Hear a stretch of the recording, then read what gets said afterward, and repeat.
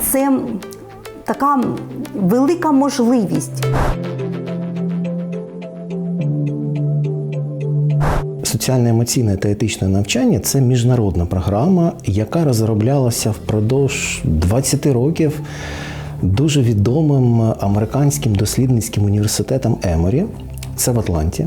І до цього була долучена дуже широка наукова спільнота. І, власне, ідея цієї програми – це розвиток м'яких навичок в учнівстві. Тобто діти краще навчаються, у них зростає інтерес до навчання, вони більше хочуть ходити в школу. Разом з тим знижуються випадки булінгу, цькування, якихось такої поведінки, яка трошечки виходить за рамки прийнятої в школі, якихось агресій і так далі.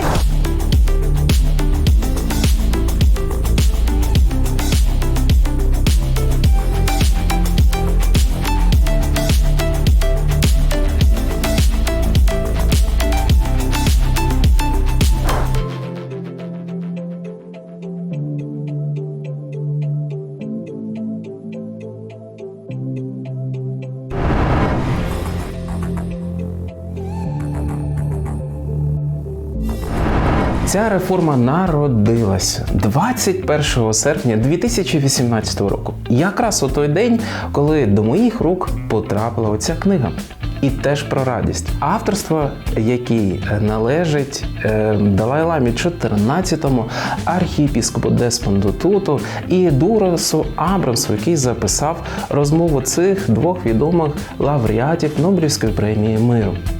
Після прочитання цієї книги я розмістив допис у соціальних мережах і помріяв, а чи в принципі можлива жива зустріч очна з його святістю? Вже у лютому 2019 року ми зібрали першу освітянську делегацію, яка навідалася безпосередньо до резиденції Далай-лами XIV у Дармсані, у Малому Тибеті. Там ми мали 1,5 години, більше ніж навіть планували, для розмови про освіту, виклики сьогодення і майбутнє нашої планети Земля.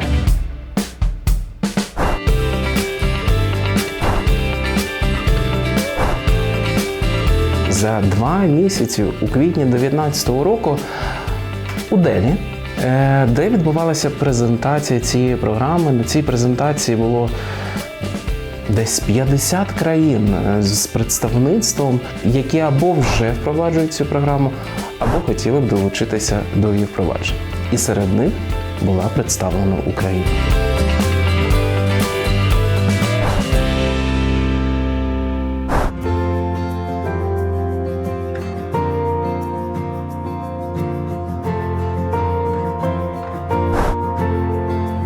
І вже в жовтні цього ж року, 2019-го, ми мали можливість презентувати цю програму українському вчительству. Оскільки ця програма є абсолютно світською, тобто вона підходить до використання в Україні з будь-якою релігією, і от як Україна є в нас багатонаціональна, багатоконфесійна країна, і вона підходить також для дітей, чиї родини не сповідують, наприклад, жодної релігії. Були відібрані 26 шкіл з 23 областей України.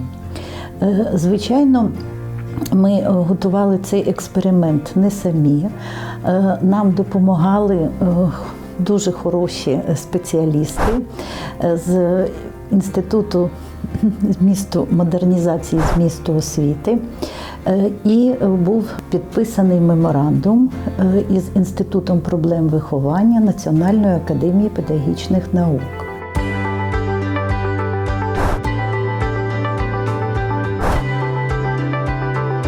Інститут проблем виховання і, зокрема, лабораторія морального, громадянського та міжкультурного виховання почали співпрацювати з Едкемпом у 2019 році. І саме в цей період ми започаткували всеукраїнський експеримент, в якому науковими консультантами виступають Бех Іван Дмитрович, академік, доктор психологічних наук, професор, директор Інституту проблем виховання, а також я, Журба Катерина Олександрівна, доктор педагогічних наук і професор.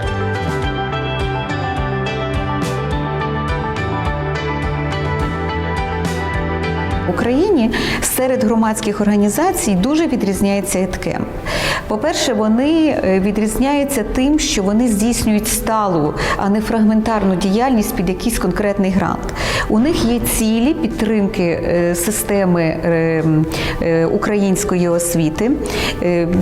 Вони сміливо застосовують сучасні технології. Всі продукти, які робить ЕДКЕМП, відрізняються якістю і відповідними такими сучасними ознаками, які можуть слугувати орієнтирами для розвитку продуктів, що пропонуються вчителям і для інших організацій.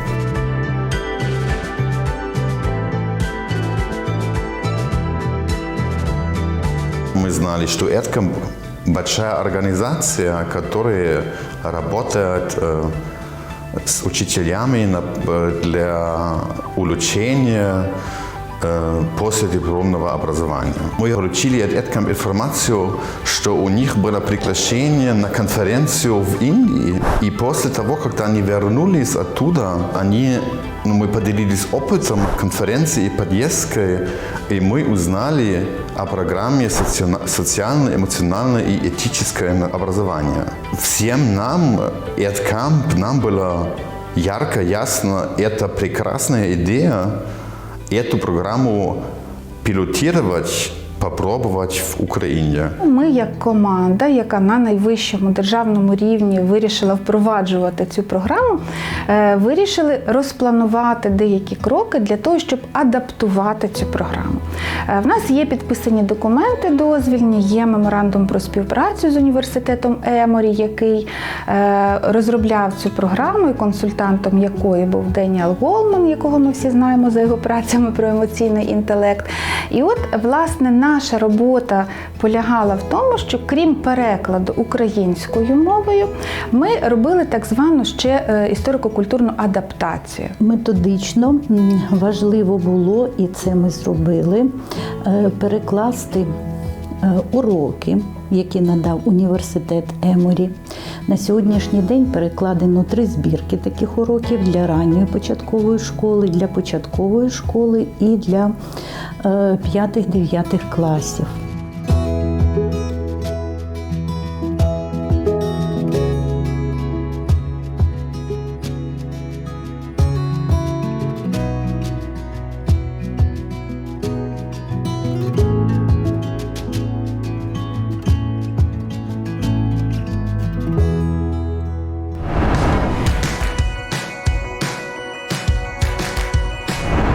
У программы «Селенинг» очень гибкий формат, и учитель в зависимости от того, что сейчас у него есть в распоряжении, есть ли у него урок или часть урока, есть ли у него 5-минутка между уроком, есть ли у него классный час, он может использовать сформированные заранее и данные в методичках уроки и перекладывать это на ту систему знаний или на те практики, которые есть у самого учителя. Все практики «Селенинг» можно использовать при подготовке к контрольной работе, при каких-то кризисных ситуациях. Когда преподаватель видит, что уровень напряжения в классе растет, он может использовать практики и разные вводные, которые изначально заложены во всех методических пособиях. Саме коли ми почали працювати за програмою СІЄН, то ми перезавантажили себе в плані структури уроку. Тому що урок в СІЄН, він має відповідну структуру. Він починається з розігріва, коли дитина може заспокоїтися, коли вона може дійсно свідомо підготувати себе до сприйняття нової інформації. Далі це іде пояснення вчителя, якась інтерактивна вправа. Діти можуть в цей час поспілкуватися і якраз прокачати свої лідерські якості або правила роботи в команді.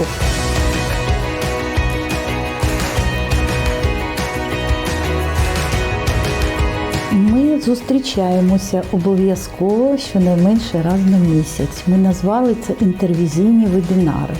Коли ми збираємо вчительство з наших експериментальних шкіл і, звичайно, працюємо з ними, відповідаємо їм на запитання, говоримо про ті новини, які є. Крім того, у нас є такі супервізійні візити На жаль, неможливо поїхати до шкіл зараз, і тому ми це робимо в онлайн-форматі. Коли якась школа знімає уроки свої, ми їх потім разом передивляємося і обговорюємо. Говоримо про те, що де вийшло добре, а де ще потрібно якось трішки змінити фокус викладання.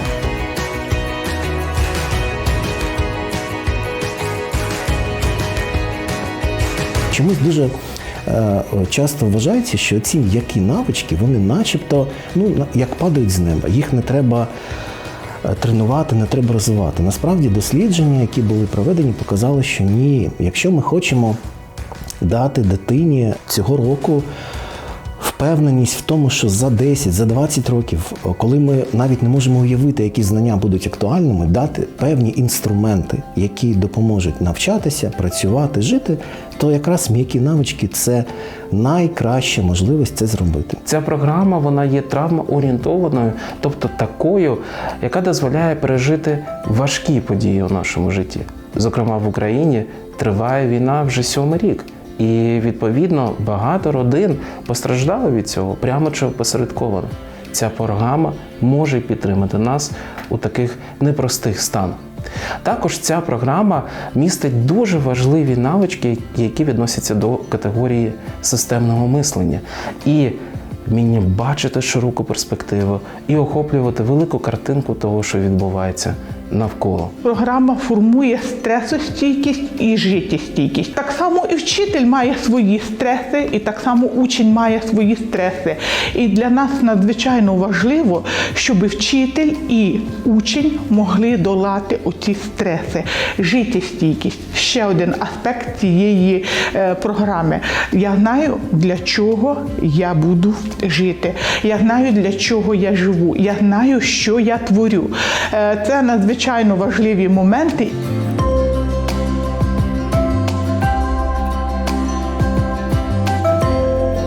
Світ, він дуже мідливий, дуже швидкий. Міняються діти, міняються наші батьки, вони вже інші.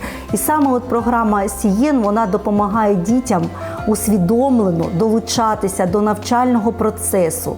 Вона допомагає дітям розрізняти свої емоції. Ми вчимо дітей, що немає поганих емоцій або добрих емоцій. Ми вчимо дітей, щоб вони могли розуміти себе на рівні своїх тілесних відчуттів. В класах у нас дуже така доброзичлива атмосфера. От ви знаєте, деякі класи, вони за цей час, вони якби родини, от спілкуються як родина.